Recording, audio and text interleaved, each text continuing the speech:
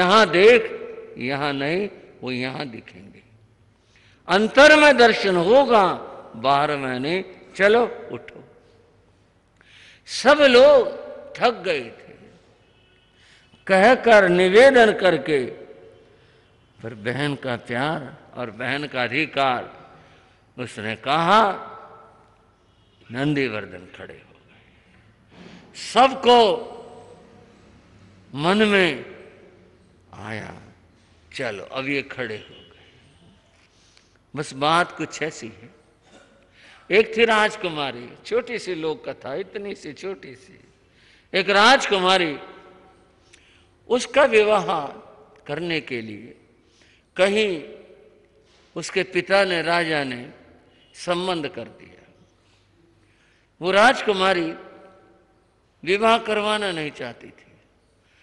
उसने मना किया, किसी ने नहीं सुना।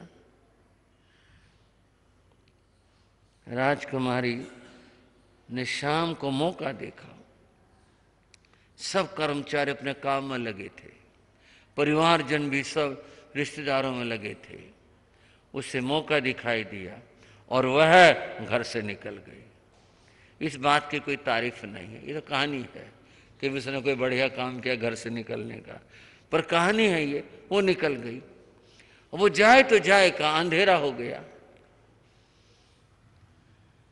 वो नगर शहर से तो बाहर चली आई, पर जाए किसके? जिसके जाएगी वही बता देगा। राजकुमारी यार हमारे घर में आई हुई है, वो न भी बताए तो पता चल जाएगा, क्योंकि राजकुमारी शोर मचेगा इस बात का। वो किसी के घर नहीं गई, शहर से बाहर निकल गई। शहर से बाहर कुछ दूरी के ऊपर एक वट, बड़ जिसे कहते हैं वट, उसका बड़ा वृक्ष था। उसने कहा मैं इधर उधर जाऊंगी तो कोई हिंसक जानवर हो सकता है मुझे मार डाले। वो उसके ऊपर चढ़ गई और एक जो टहना था उसके ऊपर जाके बैठ गई अपनी रात बिताने के लिए, कि मैं सुबह को चली जाऊंगी यहां से। महलों में तो शोर मचना ही था। मैं प्यार की बात बताने लग रहा हूं। सुदर्शना ने भाई को प्यार से पुकारा, और यहां जो मैं बता रहा हूं वो भी प्यार की बात बता रहा हूं। शोर मचा, सब और सैनिक भागे दौड़े। राजकुमारी का अपहरण हो गया, राजकुमारी चली गई, राजकुमारी कहां छिप गई, सब देखा भाला, सारे शहर में शोर। राजकुमारी का नहीं पता चला है। कुछ पत्ते थे, कुछ रात थी, अंधेरा था, वो उसमें छिपी बैठी थी। सुबह हुई, सूरज निकला, प्रकाश फैला। किसी ने कहा भी कोई बैठा है, देखा राजकुमारी। उसने बताया कि राजकुमारी बड़ के पेड़ के टहने पर बैठी है। अब तो ये सब गए उसको बुलाने के लिए, पर एक बात कही, देखो अगर इसके साथ जबरदस्ती करोगे तो हो सकता है ऊपर से छलांग मार दे और भी गलत हो जाए, इसको मनाओ। और मनाया, प्यार से ही जाता है ना। राजा भी गया, उसकी मां भी गई, सबने राजकुमारी को मनाया और कहा तुम नीचे आ जाओ। वो नीचे नहीं आई।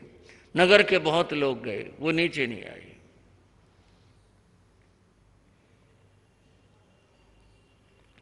कई बार कहा नहीं जाता, मुश्किल सा हो जाता, बात कुछ भी नहीं होती कहने के लिए, बात तो जरा सी है। सब लोग गए उसे बुलाने के लिए, वो नहीं आई। वहां लोग बहुत सारे खड़े थे। एक छोटा बालक के कहा, उसने झुक झुक डाले, डाला टहने को कहते हैं हरियाणा में, झुक झुक डाले वो मेरी बुआ है। टहने तो नीचे झुक जा, मैं अपने बुआ से मिलूंगा। और कहते हैं कि टहना झुक गया और बिना उतरे टहना झुक गया, नीचे आ गया।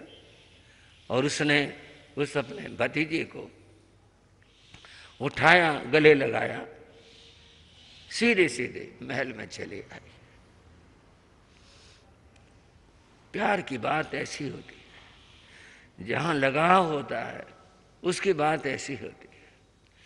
सब थक गए थे नंदीवर्धन को बुलाने के लिए। सुदर्शन आई, क्या बहन का प्यार था। उसने कहा यहां नहीं मिलेंगे भगवान, भगवान अंतर में मिलेंगे, यहां नहीं, चलो। और वो चल दिए। सुदर्शना उन्हें अपने घर ले गए, महलों में ले गई। सबको संतोष की सांस मिली कि महाराज अब बहन के चले गए। बंधुओं, नंदीवर्धन ने कुछ खाया नहीं था, पिया नहीं था। बहन ने उसे खाने के लिए दिया, पीने के लिए दिया। उसने वो स्वीकार कर लिया। अब खाने के बाद नंदीवर्धन बैठे थे, बहन बैठी थी। बहन का और भाई का प्यार है तो संसार की कथा, मोह की राग की कथा है। लेकिन अगर वो भी निस्वार्थ हो, अद्भुत होता है। थोड़ी सी बात कड़वी शुरू हो गई। वो यह है, स्वार्थ अगर है उस प्यार के अंदर, उस प्रेम के अंदर, फिर कुछ नहीं है।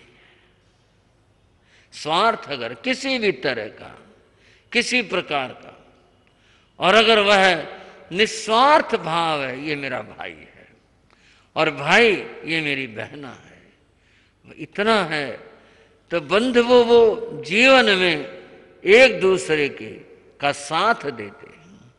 और यहां तक कि अपने बहन के लिए भाई सब कुछ कर देता है। स्वतंत्रता आंदोलन चल रहा था बंधुओं, एक व्यक्ति ने, कहानी नहीं है, घटना है, और मेरी पुस्तक में भी लिखी हुई है। इस घटना को मैंने बड़े भावना के साथ लिखा है। उसने अंग्रेजों के जैसा आंदोलन चल रहा था, स्वतंत्रता आंदोलन, उसमें काम किया था अंग्रेज सरकार के खिलाफ। तो उसके बंधुओं वारंट निकले हुए थे पकड़ने के लिए। पुलिस पीछे थी, अपनी सुरक्षा वो भी करता है। उसने कई जगह छिपने की कोशिश की, किसी ने आश्रय नहीं दिया। आखिर वो अपने बहन के यहां जाता है। जब बहन के यहां गया तो उसने, बहन ने उसको आश्रय दिया, अपने यहां स्थान दिया और स्वयं बाहर बैठ गई।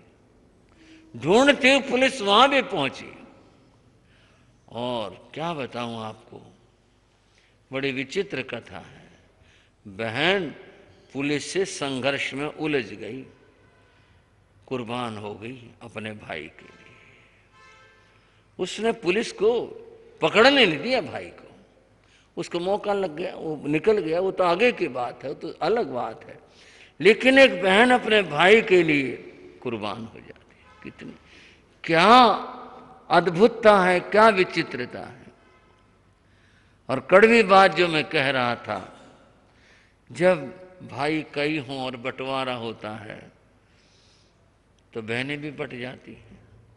भाई ठीक है, तेरा आना जाना इसके रहेगा, तेरा आना जाना इसके रहेगा।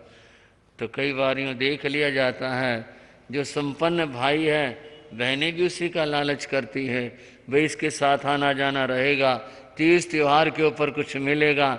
अगर भाई की स्थिति कमज़ोर है तो मिल लिए तो ठीक, नहीं मिल लिए तो ठीक। ये आलोचना नहीं कोई बहनों की, ये संसार का चित्र है, ये संसार की दशा है। और भाइयों के भी यही दशा है कि जो बहनें संपन्न हैं वहां तो दिल खोल कर देंगे, और जो विपन्न और गरीब हैं वहां औपचारिकता निभाएंगे। ऐसी स्थिति भाइयों की है, ये संसार की स्थिति है। लेकिन बात यूं है, भाई और बहन का जो प्यार है वह अद्भुत और महान होता है, सबसे पवित्र नाता होता है। इस भाई और बहन के प्यार का बंधुओं, सुदर्शना और नंदीवर्धन बैठे हुए थे। सुदर्शना बोली, आज कितने दिन में आया मेरे घर तू? बहन क्या बताऊं, मुझे राजकाज से फुर्सत ही नहीं मिलती, क्या करूं। चल आज कुछ दे दे। बहन क्या है तो बोलो, ऐसा सौभाग्य आपका हो और मैं बहन को कुछ दे पाऊं। बोले हाँ ठीक है, आज कुछ दे दो। बोल क्या देना है। बहन ने कहा तू ये प्रतिज्ञा कर, आज के दिन कौन सा पड़ा? हाँ, आज के दिन तो अवश्य मेरे घर आएगा। साल भर के 30 त्योहार निभा ना निभा, कुछ कर तू राजा है, तेरे को कहाँ फुर्सतन राजकाज से, तो लेकिन आज के दिन तो जरूर आएगा। और नंदीवर्धन ने प्रतिज्ञा की, बहन मैं अवश्य आऊंगा। भैया दूज को यानी आज के दिन को, ये तो बाद में शब्द आया, आज के दिन द्वितीया को मैं तेरे घर जरूर आऊंगा। स्वस्थ मन हो नंदीवर्धन अपने घर लौट गए, कुंडलपुर लौट गए। और उसके बाद एक क्रम बना कि जब भी दिन आता भगवान के निर्वाण का, पहले अपापापुरी जाते और वहाँ से फिर रात बिताकर द्वितीया को बहन के घर जाते, वहाँ मिलकर फिर अपने राज आते।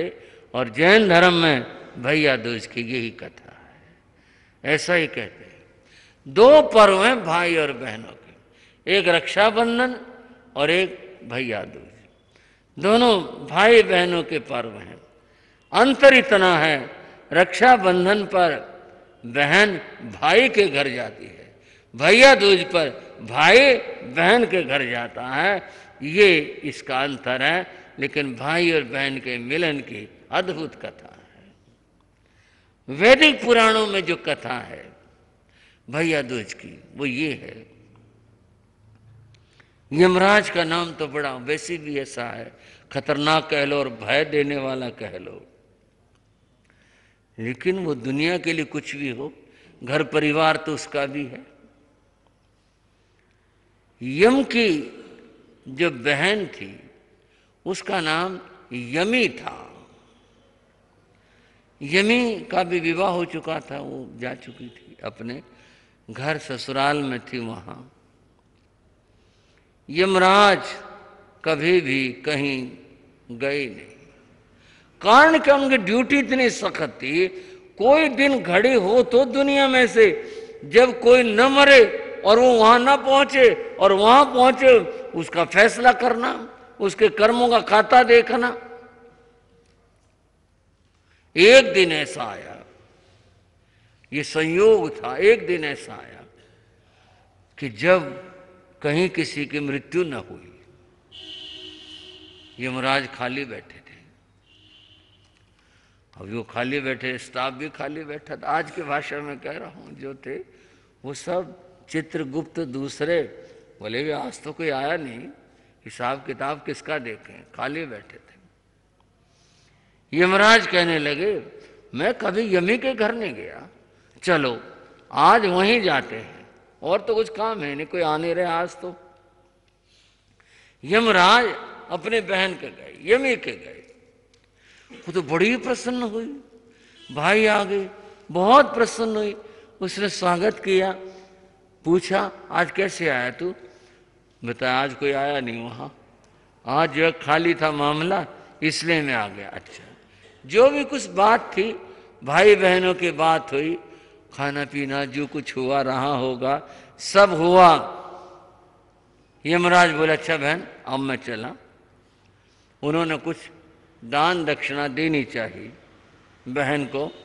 यमी ने कहा नहीं, इतने दिन में तू पहली बार तो आया, आज तो मैं स्वेच्छा से मांगूंगी जो मेरी इच्छा होगी। ठीक है बहन बोलो तुम्हारी इच्छा, क्या तुम्हारी इच्छा?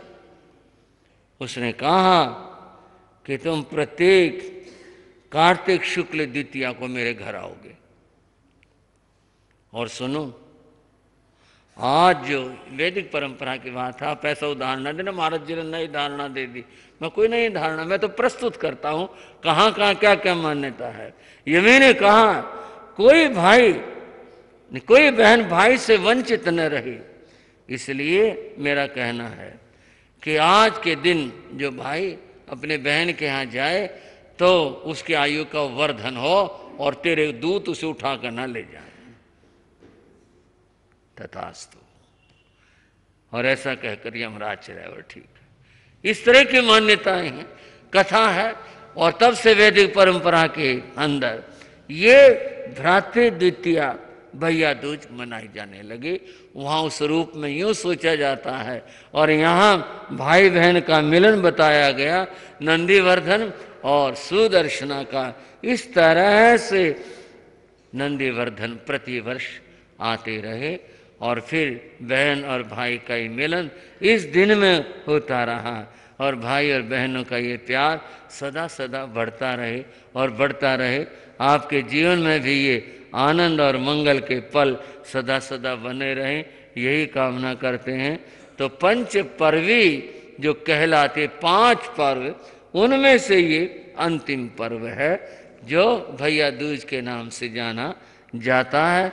तो कल गौतम प्रतिपदा थी, आज भैया दूज है।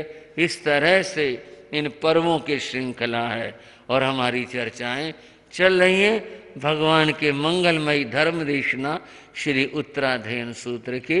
उत्तराधयन सूत्र में आगे और क्या वर्णन है, ये तो समय अनुसार मैंने कुछ आपको कहा, उस वर्णन की चर्चा यथास्थिति आगे कहने का प्रयास करेंगे। अब तो यूँ कहना चाहता हूँ कि चातुर्मास अब तो अंतिम स्थितियों में है और जिसे कहते हैं लोक में भी उल्टी गिनती चल रही है।